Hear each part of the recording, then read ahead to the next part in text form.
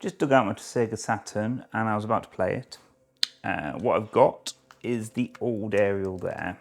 You remember these that you plug into your telly. Really old. Well, it's useless. But I got this the other day. See this? So this is a HDMI to Sega Saturn. Well, it's a HDMI female Sega Saturn adapter. So it's NTSC and PAL compatible, and it does 16:9 or 4:3 at 1080p. Inside the box came this. This is the little unit at this end. It has Sega Saturn. On the end here, we've got the HDMI port, a little switch just there.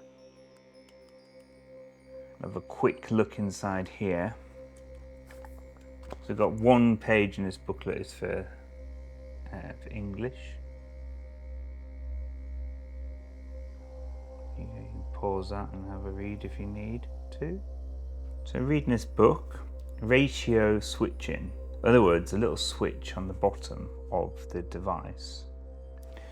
That's to swap it between 16:9 and 4:3.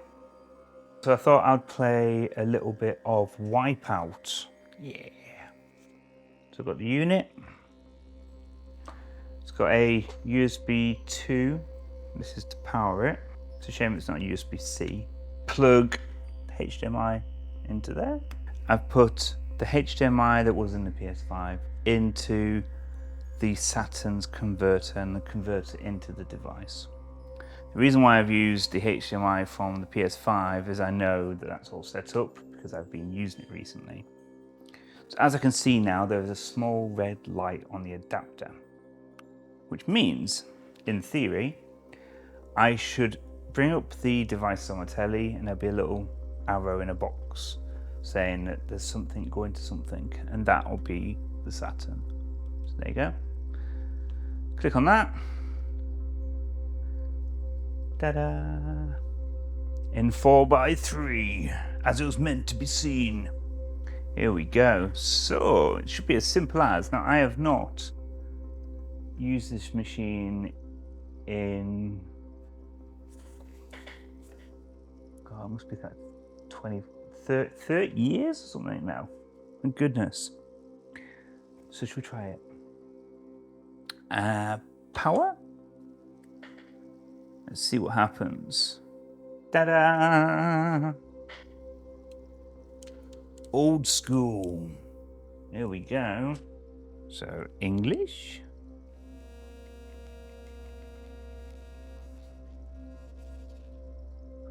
Oh no, it's my controllers don't work. The controller doesn't work.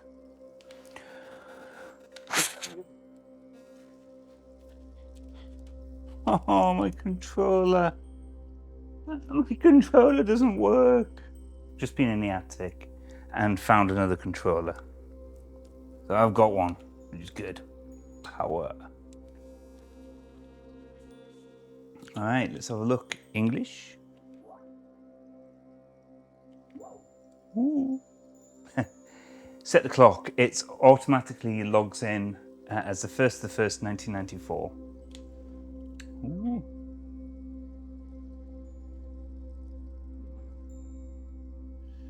$9.95. Sweet. And you got to remember, the Saturn was always a little bit more blocky due to the way it worked. If I remember correctly, PS1 came out, so did the Saturn. They were battling it out. One used poly somethings and the other one used poly something else's, or non-polys or whatever.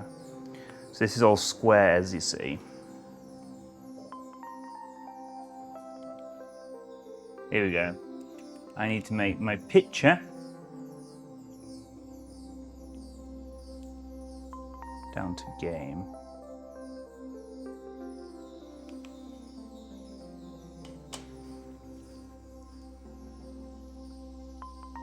So, as you can see, that's working quite well.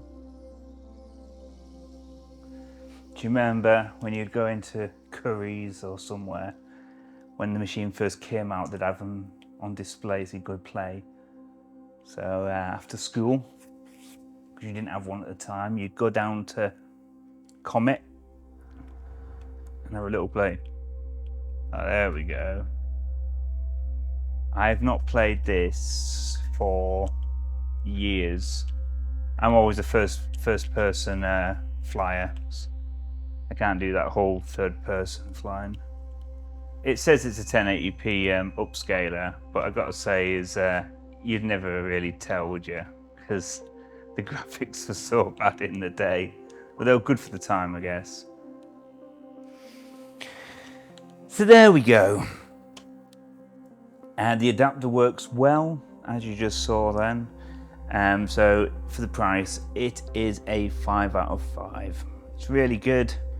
I can now play a little bit of something called, from back when I was a kid, analog sticks. Didn't have none of that lot. Nah, it's all D-pad, mate, D-pad. Now you can see all the, it's as good as you're gonna get. At least it plays on a new TV.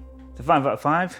I'm glad I found a controller. I'm gonna go through my little book of games and play some others before I pack it all away. Dax79 out.